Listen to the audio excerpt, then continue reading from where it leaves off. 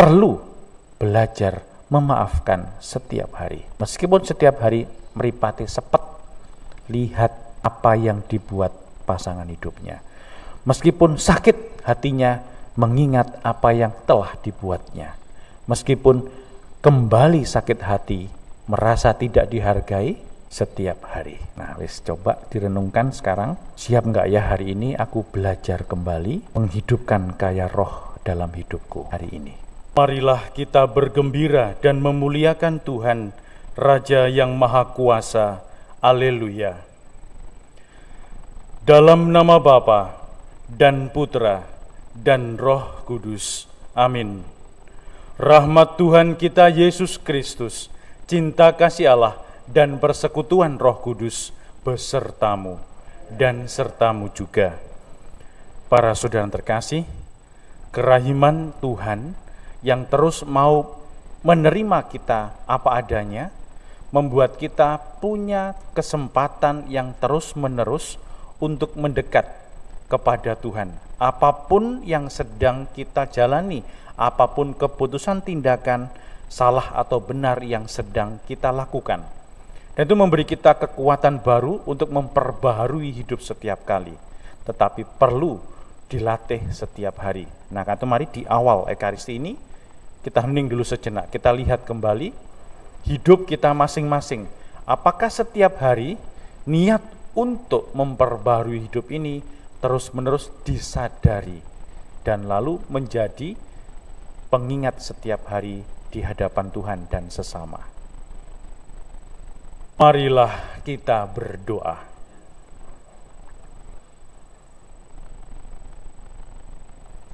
Allah Bapa Maha Kuasa, semoga kami mewartakan kemuliaan Putra-Mu yang telah bangkit, agar dapat memperoleh kurnia yang Kau janjikan.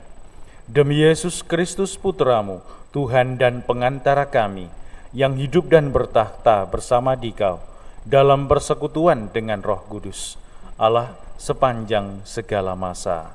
Amin. Para saudara terkasih, dulu waktu masih frater, ada yang kesempatan dilatih untuk sebelum pastoral, jadi sebelum praktek di paroki sebelum jadi imam, itu harus bisa sepeda motor. Ada satu konverter kami itu yang pancal aja nggak bisa itu, sepeda goes itu nggak bisa. Wah, dia training khusus dalam 2 minggu ini, sepeda pancal langsung naik level, langsung naik sepeda motor. Sudah sampai 2 minggu gitu, terus dia bilang gini, aku kok nggak bisa Ki ya? Loh, kenapa? Loh, kamu tiap hari latihan tuh? Enggak, 2 hari sekali. Wah, ya gak iso, harus tiap hari. Tapi kalau lihat-lihat di film-film itu kok cepet ya? Oh iyalah, itu lihat. Teorinya gampang, tetapi prakteknya harus tiap hari. Bagaimana jatuh, bangun lagi, goes lagi, nabrak anim. Kalau kami bilang anim, tahu anim ya? Tiang listrik tuh buer gitu, wah jungkel, bangkit lagi, belajar lagi. Sepeda motor sampai nyungsep di kebun-kebun nyasak gitu, tapi harus orang setiap hari kembali lagi. Terluka diobati bisa, kalau enggak sudah seperti ibu saya itu sekali nabrak lagi kedua kali, setelah itu sepedanya digantung museum, nggak akan pernah bisa. Tetapi untuk bisa ahli, bisa jadi lanyah, orang harus setiap hari belajar. Nah, ceritanya ini kan gini toh, Tuhan itu mau kita ini hidupnya enak. Itu kan ceritanya toh. Ini kalau kisah kitab itu kan gitu toh. Tuhan itu mau hidup kita itu enak, maka diciptakanlah kita manusia, laki-laki dan perempuan, ditempatkan di Taman Eden.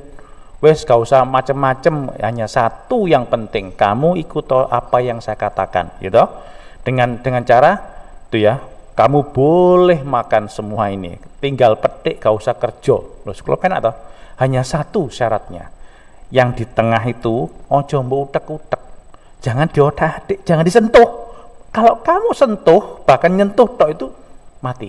Kenapa? Itu melanggar perintah Tuhan. Ikuti apa yang saya katakan, yang saya kehendaki, maka kamu akan diselamat dan hidupnya enak. Nyoba-nyoba. Dosa. Apakah dihukum? Tidak. Kan jadi dikatakan toh, kalau kamu nyentuh, mati. Ini malah dimakan. Wah, makan.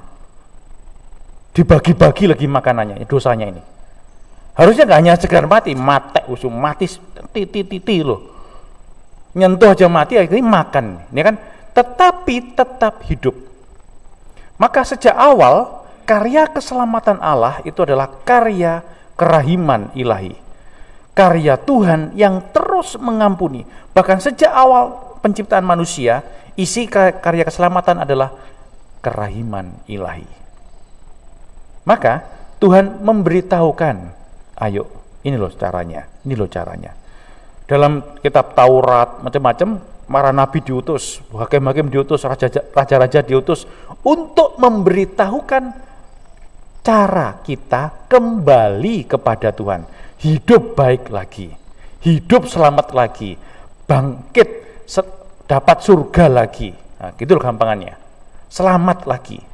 Tetapi gak nyantol-nyantol, atau dua hal, tidak mengerti atau tidak mau mengerti.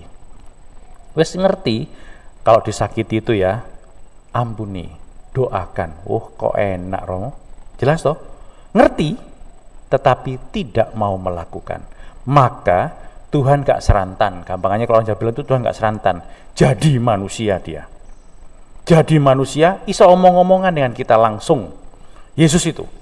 Maka yang kemarin kita dengar itu sebenarnya Injil-Injil Yohanes yang kita dengar terus nanti ini mau menunjukkan bahwa Allah itu tidak hanya berhenti menjadi Allah, tetapi dia mau menjadi manusia.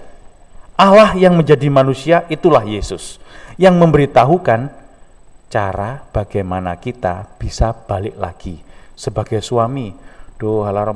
Sampai kapan saya harus ngampuni istri saya ini? Ya sampai terus.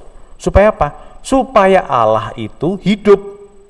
Lalu orang lain bisa merasakan Allah itu Maha Rahim, Maha Kasih. Melalui apa? Melalui apa yang kita buat. Melalui seorang istri yang terus-menerus mengasihi suaminya meskipun dikasari terus. Simpel kan? Angel tapi ini. Nah, Yesus terus-menerus ngajar. Begini loh caranya. Negur. Bahkan gak cukup ya, ternyata ngomong tok ini. Dia melakukannya sampai menderita. Sebenarnya kan selalu saya katakan, apakah dia tidak punya kuasa untuk menghukum orang-orang yang melecehkan dia, menghakimi dia, membuat dia tersiksa? Bisa. Sekali jentik, ceduk, mati kabeh, guys. Gatel-gatel kabeh, bisa. Tapi dia tidak buat. Turunlah dari salib, bisa, tapi dia tidak buat. Hanya untuk menunjukkan bahwa ini loh cara supaya orang bisa selamat, mengalami rahmat Tuhan. Hanya satu caranya, setia kepada kehendak Tuhan. Balik seperti Adam dan Hawa tadi itu. Kalau kamu sudah berdosa, kembali, lihat. Katanya dikatakan, kalau masih ingat ya, di padang gurun, Musa dan orang-orang Israel ini kan dipagut ular. Mati, wakeh sing mati. Banyak yang mati. Tapi Musa diberitahu, buatlah ular dari tembaga. Pancangkan tinggi-tinggi. Barang siapa dipagut ular di padang gurun, pada saat dia setelah dipagut akan mati itu melihat ular yang kamu buat sesuai dengan perintah saya, dia akan hidup. Podo toh intinya. Lihat apa yang dibuat Musa seperti perintah Tuhan. Lihat kembali perintah Tuhan. Lakukan kembali perintah Tuhan, maka kamu akan selamat. Jadi Paskah simpel sebenarnya pesannya. Seperti yang saya katakan di malam Paskah, kamu bisa. Bisa apa? Bisa kembali setia kepada kehendak Tuhan. Tapi itu nggak hanya bisa dimengerti seperti kemarin. Oh ya, aku niat sabar hari ini. Apakah Tuhan memberi kesabaran? Tidak. Tuhan memberi pelajaran soal bagaimana kita bisa sabar. Seperti diberi persoalan. Maka hari ini kita perlu belajar melakukan kehendak Tuhan. Maka tadi itu, tetapi angin bertiup kemana ia mau, kita tahu. Tetapi engkau tidak tahu dari mana ia datang. Kok dari sana, kok dari sini, gak jelas. Tetapi dirasakan efeknya. Atau kemana ia pergi, kita nggak tahu. Demikian halnya dengan tiap-tiap orang yang lahir dari roh. Palingan kita diminta untuk lahir kembali. Maka, orang yang lahir kembali itu simple. Kalau dulu isinya marah-marah, terus sekarang ditahan. Coba belajar sabar. Kalau kemarin dimasakin masakan apa? Mah kok asin, kok ini, terus ngomel, terus makan, gak dihabiskan. Sekarang, coba saya tak habiskan. Berhenti ngomelnya, tidak puasnya, diganti. Lah ini loh, mengganti inilah kita belajar naik sepedanya Tuhan. Belajar bersepeda seperti cara Tuhan. Belajar hidup seperti cara Yesus. Nah, wis jelas toh? Jadi simple. Sebagai suami, gimana caranya tidak mengikuti tren dunia ini? Kalau saya dilukai, 1, 2 kali, 3 kali, 4 kali, cukup ya, cukup. Kita enggak lahir kembali. Ya wis, aku tetap setia, tak tunggu. Bukan tak tunggu rondomu, bukan, tak tunggu kembalimu. Loh ini loh sulitnya itu. Sulitnya kenapa? Karena terus bertentangan dengan apa yang kita inginkan. Apa yang enak yang mau kita alami. Jadi hari ini niatnya satu. Mari kita belajar mengikuti Yesus kembali dalam setiap hal yang kita lakukan. Kalau kita tahu itu baik, maka perlu kita buat. Dan yang paling penting, perlu kita perjuangkan. Kalau tahu mengampuni pasangan hidup itu penting, maka perlu belajar memaafkan setiap hari. Meskipun setiap hari meripati sepet, lihat apa yang dibuat pasangan hidupnya. Meskipun sakit hatinya, mengingat apa yang telah dibuatnya. Meskipun kembali sakit hati, merasa tidak dihargai setiap hari. Nah, wis coba direnungkan sekarang. Siap nggak ya hari ini aku belajar kembali menghidupkan kaya roh dalam hidupku hari ini.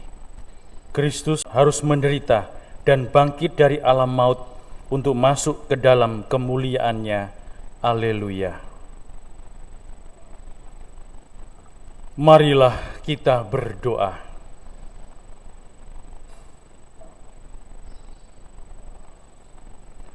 Allah Bapa sumber sukacita abadi, dalam misteri Paskah Putramu, maut diubah menjadi sumber hidup. Semoga karena pertukaran suci ini, kami Kau hantar ke dalam sukacita kekal, demi Kristus Tuhan dan pengantara kami. Amin. Tuhan sertamu dan sertamu juga. Saudara sekalian, hidup kita hari ini, anggota keluarga kita, dimanapun mereka berada, senantiasa dibimbing, dilindungi, dan diberkati oleh Allah yang Maha Kuasa, Bapa dan Putra dan Roh Kudus. Amin. Para saudara yang terkasih, dengan demikian Ekaristi Kudus kita telah selesai. Syukur kepada Allah. Pergilah, kita diutus. Amin.